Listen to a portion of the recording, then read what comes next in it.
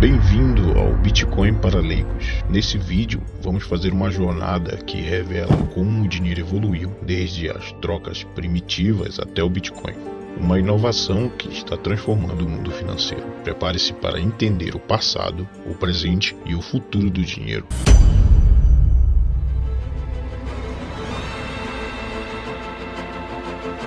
E apesar do sobe e desce no preço do Bitcoin, muitos empresários foram até o Paraguai atrás de energia mais barata para instalar mineradoras de moedas virtuais.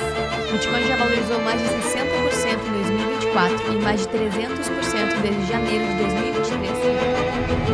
Uma moeda virtual, o Bitcoin, está ganhando cada vez mais adeptos em diversos países. Em Nova York, já até bar que aceita esse tipo de dinheiro digital. Que não é controlado por nenhum banco central, mas por criptografia.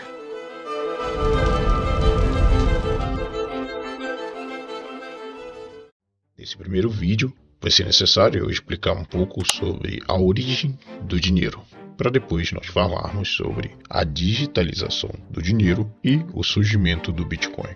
Bom, a gente vai ser breve aqui, como nunca foi falado nas escolas sobre gestão financeira e nem explicado como funciona o dinheiro. O povo brasileiro é pobre desse conhecimento. A grande maioria das pessoas não sabem disso.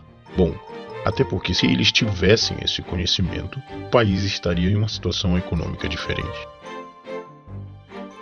A história do dinheiro é uma jornada fascinante, que começa há milhares de anos. Antes de termos dinheiro como conhecemos hoje, as pessoas usavam um sistema de troca direta, trocando bens e serviços diretamente entre si. Imagine tentar trocar uma vaca por um saco de grãos. Embora isso pudesse funcionar em uma pequena comunidade de pessoas, se tornaria impraticável e economicamente impossível para maiores transações mais complexas e para maiores territórios. Esse sistema durou alguns anos. Podemos considerar e chamar isso de troca direta. No início, a troca direta era a principal forma de transação. O maior problema é que as pessoas precisavam encontrar alguém que quisesse fazer essa troca. Então, podemos concordar que esse método tinha suas limitações, especialmente quando se tratava de transações maiores ou mais complexas. Por volta de 3000 a.C., na antiga Mesopotâmia, as civilizações começaram a usar formas primitivas de dinheiro, como conchas e pedras. Esses itens foram usados, eram itens considerados escassos e facilmente reconhecíveis pela população. Na região onde hoje é a Tunísia, os lídios cunharam as primeiras moedas de metal. Essas moedas tinham um valor fixo e foram amplamente aceitas. Esse desenvolvimento foi crucial para a evolução do comércio. Agora imagine só negociar uma grande quantidade de valor. Você teria que andar com sacos de moeda, que poderia ser muito perigoso, deixando o transporte dessa moeda mais caro ainda e com grande risco que ela fosse roubada. No século IX, durante a dinastia Tang, na China, o papel moeda foi introduzido. Então nasce a ideia do dinheiro em papel. Este avanço permitiu transações de maior valor sem a necessidade de transportar muito metal, que era pesado e muito raro. Depois desse acontecimento, vários lugares tiveram suas próprias moedas e dinheiro de papel. Ao passar dos anos, foi necessário o surgimento de um novo estabelecimento para que pudesse centralizar e controlar, fiscalizar e imprimir o dinheiro. No século XVII, surgiram os primeiros bancos centrais, como o Banco da Inglaterra, fundado em 1694. Avançando para o século XX, o dinheiro começou a se digitalizar com a introdução de cartões de crédito, por exemplo, e pagamentos eletrônicos, trazendo assim o dinheiro para a era do digital. Agora que a gente já passou pela base de como que surgiu a moeda de troca e o surgimento do dinheiro, vamos começar a falar sobre reserva de valor. Uma reserva de valor é um ativo que mantém o seu valor ao longo do tempo e pode ser usado para armazenar riqueza, como por exemplo o ouro. O ouro tem sido utilizado como uma forma confiável de preservar riqueza devido à sua durabilidade e escassez. Por isso que você vê no jornal alguns bancos centrais estocando ouro em caso de alguma guerra mundial ou coisa do tipo.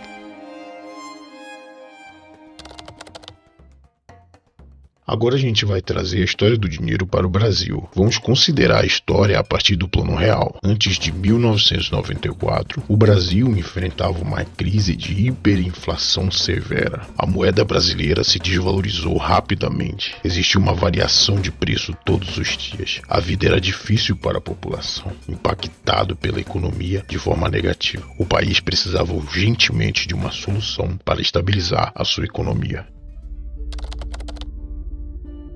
Surge assim a implementação do Plano Real. O Plano Real foi uma série de reformas econômicas implementadas para estabilizar a economia brasileira. Uma das principais medidas foi a criação de uma nova moeda. Nasce assim o real.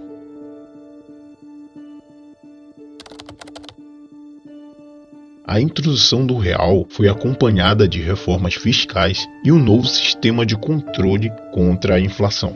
Um exemplo do poder de compra do real da época era que 1 grama de ouro era igual a 11 reais, um ovo era igual a 1 centavo e outras coisas que só quem nasceu nos anos 80 e 90 vai lembrar do valor. O Plano Real mudou tudo. Veja bem, um novo conceito de dinheiro foi implementado e o país melhorou. O dinheiro ele tem algumas funções. Dessas eu vou destacar 3. Meio de troca, unidade de conta e reserva de valor. O meio de troca funciona da seguinte forma. Ele simplifica as transações, substituindo a necessidade de um sistema de troca direta. Lembra que a gente falou lá atrás? O pessoal trocava conchas e pedras. E bens e serviços. Então, hoje em dia, o meio de troca, que nós temos é o pagamento de mão de obra, o pagamento de serviços, usando o dinheiro. Unidade de conta, o dinheiro também serve como uma unidade de conta, fornecendo uma medida comum para avaliar valores de bens e serviços, imóveis, carros e outras coisas que você conhece e usa o dinheiro para comprar. Isso permite que os preços sejam estabelecidos e comparados de uma forma consistente. E também o dinheiro é considerado como uma reserva de valor.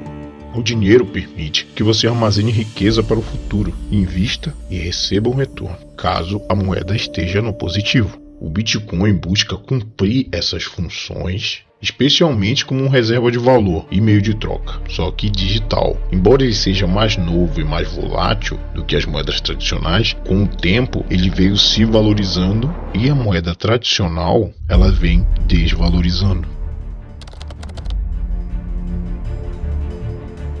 Tradicionalmente, a emissão e o controle do dinheiro são responsabilidades do governo e dos bancos centrais. Esses órgãos regulam a quantidade de dinheiro em circulação e ajustam a taxa de juros para influenciar a economia e controlar a inflação, como por exemplo o nosso Banco Central ou o Banco dos Estados Unidos, que é o Federal Reserve, que ele é conhecido por usar as ferramentas de taxa de juros e operações de mercado aberto para controlar a oferta de dinheiro.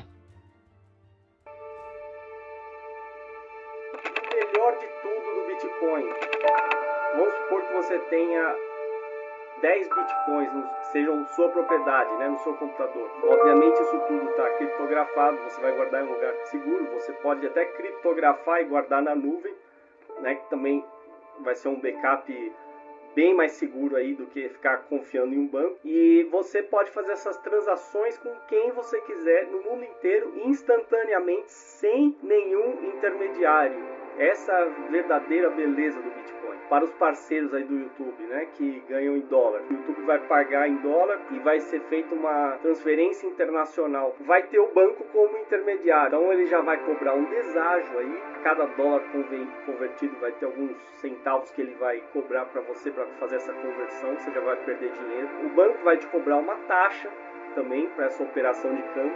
O governo vai arrancar também dinheiro seu através do IOF. Imposto sobre operações financeiras. Nada disso acontece no Bitcoin. E além de tudo, o Bitcoin é totalmente anônimo. Ninguém sabe que foi você que transferiu aquelas Bitcoins para outra pessoa ou recebeu de alguma pessoa. Cada indivíduo fazer trocas voluntárias com outros indivíduos sem interferência do Estado, sem interferência do governo. Até porque o governo, através do Banco Central, começou a controlar e a ter o monopólio da moeda a partir do momento que ele viu que assim ele poderia controlar a economia inteira. Então, o Bitcoin é o primeiro passo para você separar o Estado da economia. E aí, a partir do momento que que o governo não puder mais usar sua força para cobrar impostos, né, e ele não puder te controlar, porque esse dinheiro não estará no banco, estará com você. E você vai poder fazer troca com quem você quiser. Aí, simplesmente, o Estado perde toda a sua força. E aí, ele vai fazer o quê? Como é que ele vai proibir algo que é descentralizado? Impossível. Ao contrário das moedas tradicionais, o Bitcoin não é controlado por nenhuma autoridade central. Em vez disso, ele é gerido por uma rede descentralizada de computadores conhecida como blockchain. As transações são verificadas por essa rede do Bitcoin, que ela é limitada em 21 milhões de unidades. O seu dinheiro suado é controlado e gerido pelo governo por meio de políticas fiscais e monetárias. A política fiscal envolve o uso de impostos, que no nosso país tem bastante, e gastos públicos, que no nosso país tem bastante. Máquina pública no Brasil, ela gasta mais do que ela arrecada, ela gasta muito, ela é muito cara, e isso influencia a economia do país. Economia é política. A política monetária, ela é administrada pelos bancos centrais para controlar essa oferta de dinheiro e a taxa de juros. Ou seja, o Banco Central, ele controla a impressão desse dinheiro. Se tem mais dinheiro no mercado, a moeda desvaloriza. Durante uma recessão, o governo pode aumentar os gastos públicos para estimular o crescimento econômico. Os bancos centrais, por outro lado, podem ajustar a taxa de juros e realizar operações de mercado aberto para controlar a inflação e estabilizar a moeda. Antigamente as pessoas usavam apenas moedas de metal como dinheiro em vez de cédulas. E as moedas faziam sentido porque eram feitas com metais que as pessoas achavam valiosos, como ouro ou prata. Pensem no ouro equivalente a $1 transformado em uma moeda. Pra mim tá valendo. Então qual é o problema? O problema é que o governo romano decidiu cunhar mais moedas sem ter encontrado mais ouro. Eles transformaram a mesma quantidade de ouro em ainda mais moedas. Como se usa dinheiro para fazer dinheiro? Exatamente a pergunta certa. Precisamos de mais moedas do que o ouro que temos. Raspem pedaços dessas moedas e derretam junto com outros metais. Mas com menos ouro nas moedas, isso não faz com que elas valham menos? Nós não te pagamos para fazer perguntas. Isso tá parecendo trapaça. Porque é mesmo, os governos fazem isso o tempo todo. Agora eu entendi. Quando se trapaceia para criar dinheiro novo, isso faz o dinheiro de todo mundo valer menos. Olha só como é mais leve. Exatamente. Quando o dinheiro perde seu valor, você precisa usar mais dinheiro para comprar as mesmas coisas. E isso se chama inflação. Nesse exato momento eu te pergunto, o governo vem cuidando da economia? Agora a gente fala de economia aqui no Brasil. O rombo nas contas do governo no ano passado foi o segundo maior da história. A equipe econômica formalizou hoje o corte no orçamento e divulgou uma estimativa pior do que a anterior para as contas públicas desse ano. A previsão agora está no limite de... Se você já foi no mercado e sente que o seu poder de compra está diminuindo, e você tem a sensação de que você está gastando mais para comprar, você já tem essa resposta. Cada dia mais, tudo fica mais caro. Ano após ano, o real vem sendo desvalorizado. O governo não está preocupado em controlar a economia. Ele gasta desenfreadamente. O Bitcoin oferece uma alternativa ao sistema financeiro tradicional, porque ele tem uma abordagem descentralizada, ou seja, nenhum banco central, nenhum país, nenhum governo controla o Bitcoin. O Bitcoin tem sua escassez programada, pois só vai existir 21 milhões de Bitcoin.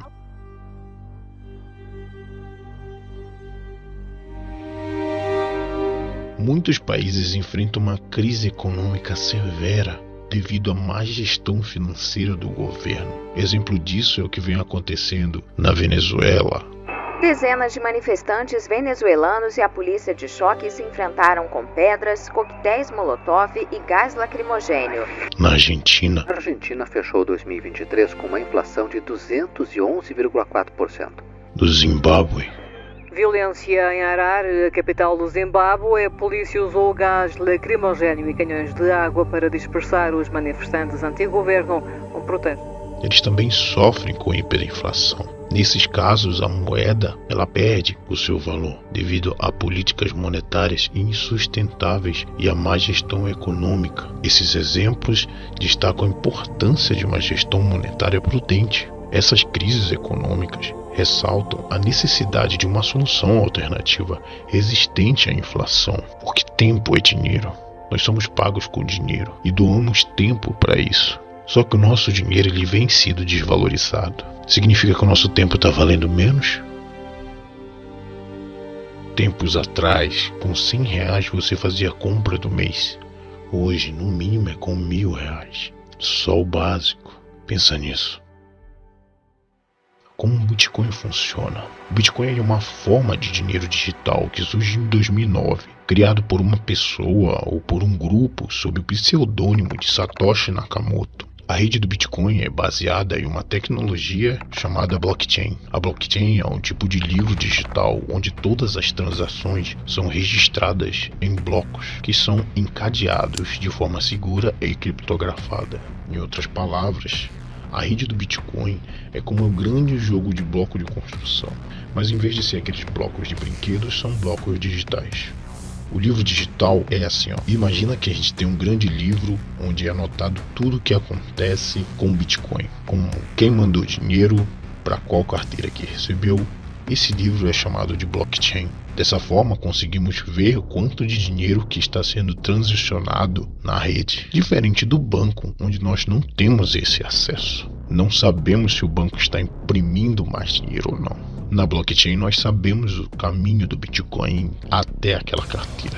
Cada página desse livro é um bloco. Nesse bloco são registrados várias transações que são anotadas. Por exemplo, dizendo, João mandou um Bitcoin para Maria. Só que não vai ser usado o nome e sim o código criptografado da carteira. Para garantir que ninguém possa alterar essas anotações, elas são protegidas com uma espécie de código secreto chamado de criptografia. Isso torna o livro muito mais seguro. Diferente do dinheiro tradicional, que é controlado por um banco ou um governo, o Bitcoin não tem chefe ou uma entidade que manda nele. São pessoas que possuem computadores especiais chamados nós, e esses nós são como pequenos guardiões do livro digital blockchain, que mantém ele ativo. Ou seja, é o povo que mantém a rede ativa, não é o governo. São pessoas.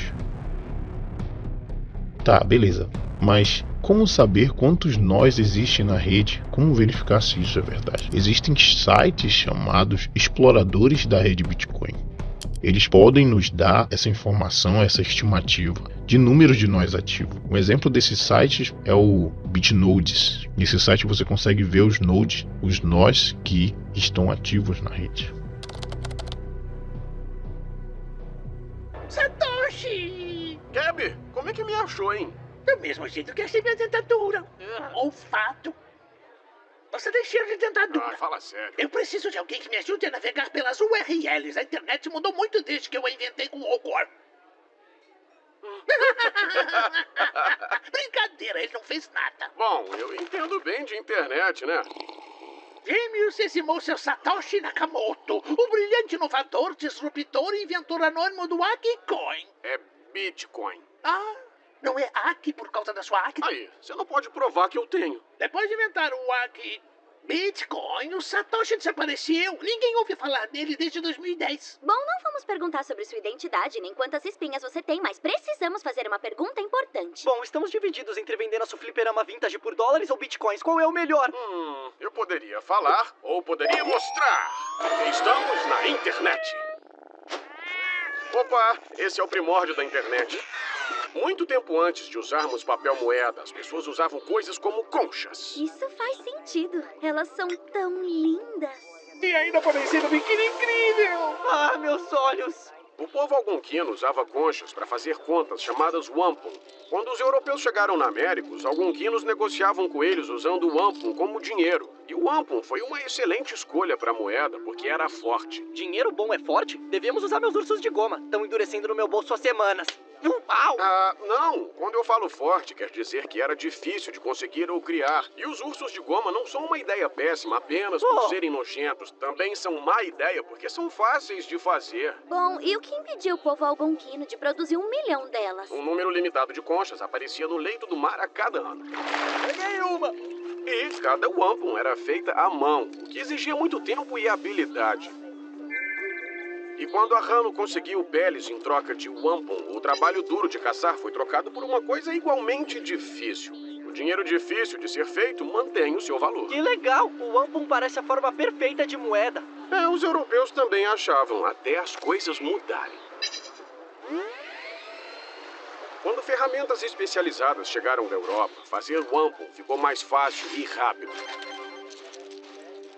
Os europeus também começaram a criar wampum falsa, sem conchas, usando materiais como pedra ou então vidro. De repente, o wampum que o Ahano tinha guardado não valia muito no comércio com a Europa. Quando ficou fácil fazer o dinheiro, o valor comercial desapareceu. Tá bom. Então, precisamos de uma moeda difícil de achar. Que tal o ouro? É uma boa ideia. O ouro é raro e difícil de minerar, mas como o ouro é pesado e difícil de carregar, os governos começaram a usar um papel moeda que representava o ouro, enquanto guardavam o ouro num cofre. Como um cupom que se troca $5 de papel moeda por $5 de ouro? Exato. O governo não podia imprimir mais dinheiro sem minerar mais ouro, e funcionava bem. As pessoas ficaram ricas e a sociedade prosperou. Papel moeda faz bastante sentido. Mas aí os governos ficaram gananciosos e, em vez de produzirem a quantidade de papel moeda equivalente ao ouro, começaram a imprimir mais dinheiro sem parar. Papel moeda não faz muito sentido. As pessoas trabalhavam a vida toda para guardar papel moeda e acabavam perdendo tudo para a inflação quando o governo facilitou a criação de dinheiro. Parece exatamente o mesmo problema da wampum de concha. E quando o dinheiro é fácil de criar, a sociedade começa a quebrar. E como fazemos um dinheiro fácil de carregar, mas que seja difícil de criar? Bom, uma solução é o Bitcoin. Em 2008, eu fiquei irritado com o dinheiro do governo, com a corrupção, a manipulação, então eu criei uma moeda digital. Dinheiro que é mantido num computador, né? Exato. Dinheiro digital que pode ser enviado de uma pessoa para outra sem o envolvimento de nenhum banco ou governo. E a melhor parte é uma moeda forte. O cara que desprezou meus ursos de goma acha que dinheiro de computador é forte. É a moeda mais forte já inventada. É muito difícil fazer mais Bitcoin. Cada moeda nova só é adicionada ao estoque depois que um computador trabalha muito para solucionar um problema de matemática em que não há atalho. E a resposta custa tempo e energia. Tá, mas se tá num computador, eu não consigo copiar e colar? Não com o Bitcoin. Olha, existe um registro público de cada Bitcoin que já foi criado. Se chama blockchain. É como um quebra-cabeça. E cada Bitcoin tem um formato único. Como todo mundo pode ter uma cópia desse registro público, se alguém tentar falsificar um Bitcoin... 18 quilos de ursos de goma, 2 bitcoins. Ele não vai se encaixar no quebra-cabeça. Vai ser rejeitado pela rede antes de qualquer pessoa usar. Por isso o Bitcoin é tão seguro contra criminosos e contra o governo. Falou criminosos 2 vezes. E ao contrário do dólar, que pode ser impresso infinitamente, sempre vai existir somente 21 milhões de bitcoins. É quase impossível inflacionar ele. O único jeito de conseguir é ganhar ou comprar de alguém que tem. Ahá! Sem querer ofender, mas se você controla o Bitcoin, não pode manipular ele igual ao governo? Eu não controlo ele. Esse poder não é de uma pessoa. Ele é controlado por uma rede pública de usuários de Bitcoin e qualquer pessoa pode participar. E se alguém quiser mudar alguma coisa no código do Bitcoin, precisaria que a maioria dos milhões de usuários de Bitcoin concordasse. Do contrário, a alteração não acontece. E quando é que a maioria de nós concorda em alguma coisa? Papel higiênico de folha simples é um lixo. Tuxê. Nossa, eu não sabia que um dinheiro inventado podia fazer tanto sentido. Atualmente, milhões de pessoas enviam Bitcoin instantaneamente de forma barata para outras pessoas no mundo todo, sem intermédio de nenhum banco ou governo. E como o Bitcoin é uma moeda forte e não pode ser impresso, quanto mais pessoas usam, mais valioso ele fica. Emily, se a gente aceitar o Bitcoin do Lyle, pode ficar rico. Assim eu consigo pagar a faculdade inteira. E você pode terceirizar seu filme e pagar pra ter seu nome nos créditos. Calma aí. Eu não tô dizendo que o Bitcoin vai enriquecer vocês agora, nem que vão ficar ricos. Nesse momento, cerca de 1% do mundo tem Bitcoin. E como ele ainda está sendo adotado, em alguns dias ele se valoriza e em outros não. Além disso, investimentos, apesar de lucrativos, podem ser arriscados. Só invista o que está disposto a perder, já sabemos. Legal, acho que entendi. Uma boa moeda deve ser fácil de usar, mas deve ser difícil de criar. E como o Bitcoin é digital, é rápido e barato de usar, além do blockchain dificultar a inflação. Obrigada, Sr. Satoshi. Cadê? Sr. Satoshi?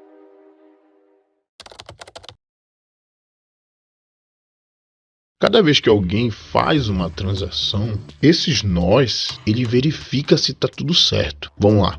Eu peguei aqui meus 10 Bitcoin e mandei para uma carteira minha, um aplicativo no meu celular. O Bitcoin vai sair da rede e vai para minha carteira, e nessa carteira eu posso usar essa carteira para pagar alguns estabelecimentos que aceitam pagamentos em Bitcoin, inclusive tem no Brasil. Você pode acessar o Bitcoin Map, vai mostrar para você, vai mapear próximo da sua região que aceita Bitcoin ou paga outros serviços com Bitcoin. E aí você tira da rede, o nó vai validar essa transação e vai mandar para sua carteira. É como se fosse o Pix. Isso garante que ninguém pode duplicar um Bitcoin.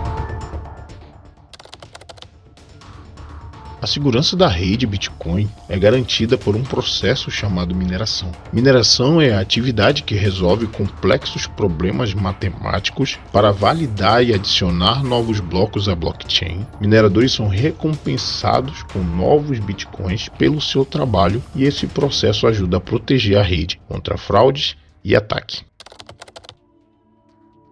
A segurança do Bitcoin é uma das maiores vantagens. A blockchain é resistente a ataques devido à sua estrutura descentralizada e ao trabalho de mineração. A criptografia avançada usada para proteger as transações e o processo de consenso dos mineradores ajudam a prevenir fraudes e ataques cibernéticos.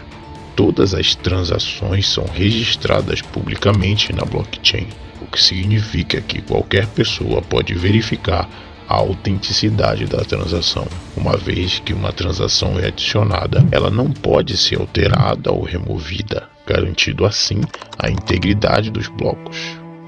O Bitcoin oferece um sistema financeiro mais acessível, especialmente para pessoas de regiões onde os serviços bancários são limitados. Qualquer pessoa com acesso à internet pode participar da rede Bitcoin comprando ou vendendo Bitcoin. Ele representa uma inovação significativa na forma de como pensamos sobre dinheiro e transações. Sua rede descentralizada, segurança avançada e oferta limitada proporcionam uma alternativa sólida e confiável às moedas fiduciárias. À medida que o mundo se adapta à digitalização, o Bitcoin pode desempenhar um papel crescente na economia global, oferecendo novas oportunidades para indivíduos e empresas. Compreender a evolução do dinheiro e a inovação do Bitcoin é essencial para apreciar as transformações do sistema financeiro. No próximo episódio, vamos explorar como obter e armazenar Bitcoin de forma segura. Não se esqueça de curtir, deixe suas dúvidas nos comentários, se inscreva para mais conteúdos sobre Bitcoin, criptomoedas e opiniões públicas. Até a próxima.